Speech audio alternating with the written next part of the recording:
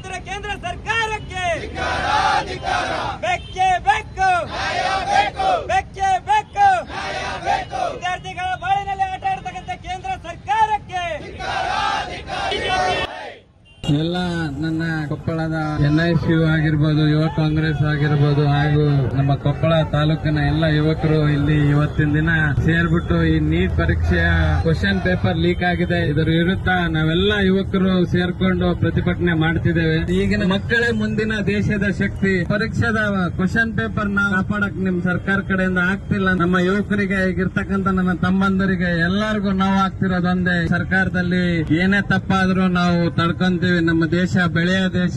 Education ಅಂತಕ್ಕಂಥದ್ದು ನಮ್ಮ ಯುವಕರಿಗೆ ಒಂದು ಆಸ್ತಿ. ಯಾವುದೇ ಒಬ್ಬ ಬಡ ಯುವಕ ಎಜುಕೇಶನ್ ಪಡೆದ್ರೆ ಅವನಿಗೆ ಅದೇ ಒಂದು ದೊಡ್ಡ ಆಸ್ತಿ ಅಂತ. ಹಾಗಾಗಿ ನಮಗೆ ನಮ್ಮ ಯುವಕರಿಗೆ ಅತ್ಯಂತ ನೋವಾಗಿರ್ತಕ್ಕಂಥ ವಿಷಯ ಅಂದ್ರೆ ನಮ್ಮ ದೇಶದ ಸಿಸ್ಟಮ್ ಬಗ್ಗೆ. ಈ ಸಿಸ್ಟಮ್ ಅನ್ನ ಮುಂದಿನ ದಿನಮಾನಗಳಲ್ಲಿ ಬದಲಾವಣೆ ಮಾಡಬೇಕಂತ ಹೇಳಿ ನಮ್ಮ ಎಲ್ಲರ ವಿನಂತಿ. ಇದೇ ತರ ನಾವು ಪ್ರತಿನಿತ್ಯ ಸ್ಟ್ರೈಕ್ ಗಳನ್ನು ಮಾಡ್ತಾನೆ ಇರ್ತೀವಿ ಬಿಜೆಪಿ ಸರ್ಕಾರದ ವಿರುದ್ಧ.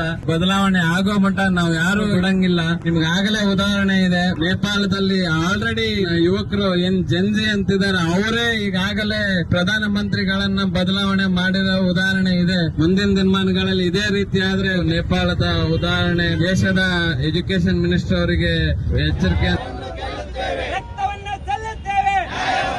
ನಿರಂತರ ಸುದ್ದಿ ಹಾಗೂ ಮಾಹಿತಿಗಾಗಿ ನಮ್ಮ ಚಾನೆಲ್ ಲೈಕ್ ಮಾಡಿ ಮತ್ತು ಸಬ್ಸ್ಕ್ರೈಬ್ ಮಾಡಿ.